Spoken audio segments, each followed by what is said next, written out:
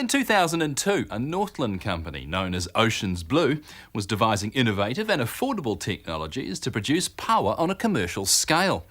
14 years on, it remains a growing aquaculture venture. The company is now streamlining their environmentally friendly operation and marketing their unique and colourful Paua to the world under the brand of Moana New Zealand. We grow approximately 80 to 100 tonne a year, and it is exported around the world to Europe, Asia, America, and a lot sold domestically on the market here. The factory here was built in 2002 and is currently under the ownership of Aotearoa Fisheries Limited, which is a business which is owned by all 57 iwi in New Zealand, and it sits within the aquaculture division of Aotearoa Fisheries Limited. There are other farms producing abalone around the world, but there are no others in New Zealand. We are unique that we're the only ones in the world farming this species. We're positioning ourselves at the premium end of the market. These Paua, because they don't fight in nature against the currents, are the most tender product that you will try. We all have heard a lot of stories about the native Paua, how they're tough and you may have to tenderise them before you cook them. These, because they grow, they know that lunchtime is at 12 o'clock, they get fed, they're not fighting that current, are very tender. So first and foremost, we're putting our line in the sand based upon our product quality and its taste, followed by and backed up with our environmental accreditation. The reason that it has the blue shell on the outside is the water's filtered and none of the creatures that usually grow on the shell get through and can establish. So we have that unique blue, and that is why we in the marketplace call ourselves New Zealand Blue Abalone.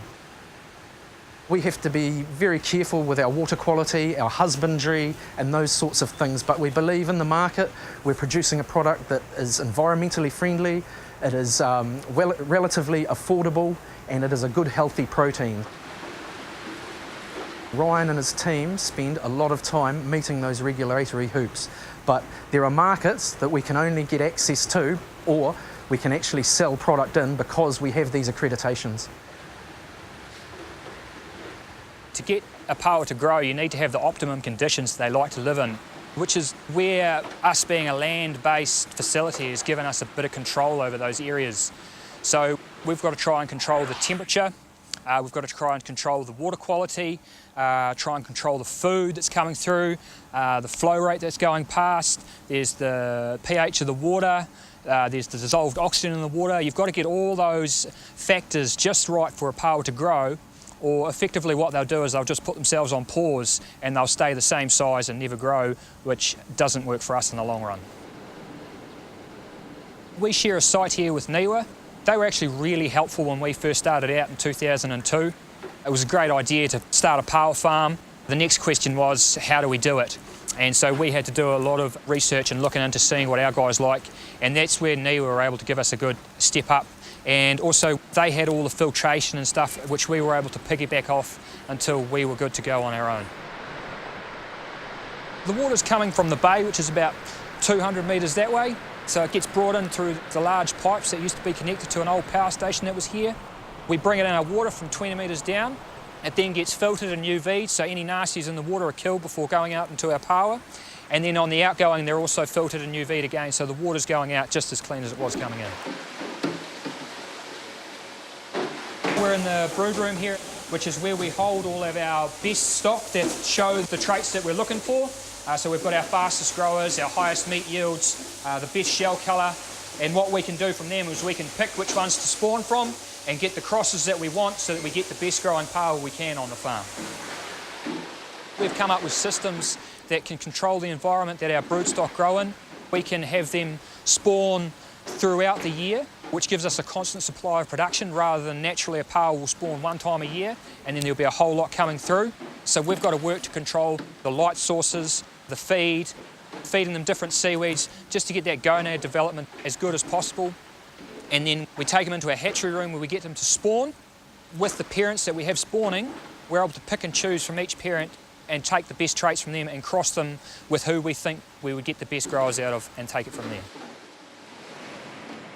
In the nursery is where we have V-tanks, and what they are used to do is to wean our juvenile Paua from what they naturally feed on, which is the algae and the diatoms in the wild, to our artificial feed. And so those tanks are designed to give us as much surface area as possible to work with so that they can, when they're hungry, the artificial feed is there, but if they're not big enough to start eating it, there is algae there for them to eat as well. Once our paua have grown big enough to leave the nursery, they get put out into what we call our grow-out sheds, which is a large array of different tubs and tanks that we put our paua into when they're about 15 mil, and we spend the next 3 years growing them out to marketable size of 75 to 85 mil. During that time, as they grow, we've got to thin them out and put them into different tanks and grade them into different sizes so that the bigger ones aren't competing with the smaller ones, and give them as best chance as possible to grow. And then once they're grown to their marketable size, they're then put to sleep and they're taken down to the pack house or the processing room so that they can either be frozen or live shipped to anywhere in the world. What we use to put them to sleep at the moment is Epsom salts, or bath salts as they're more commonly known, and while it feels good for us in a bath, it actually puts paua to sleep on the farm.